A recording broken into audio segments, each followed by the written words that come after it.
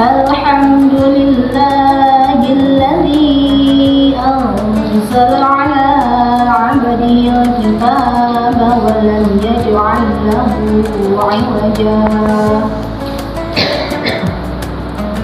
قيما لينذر بأسا شديدا من لدنه ويبشر المؤمنين الذين يعملون الصالحات. بسم الله الرحمن الرحيم.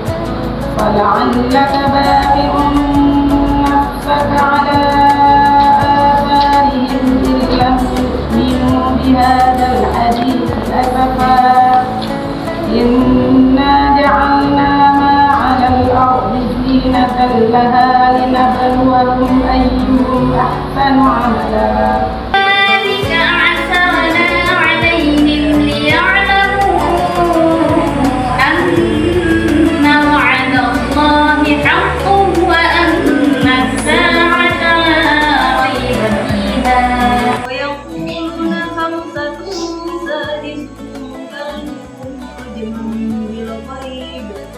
إلا أن يشاء الله.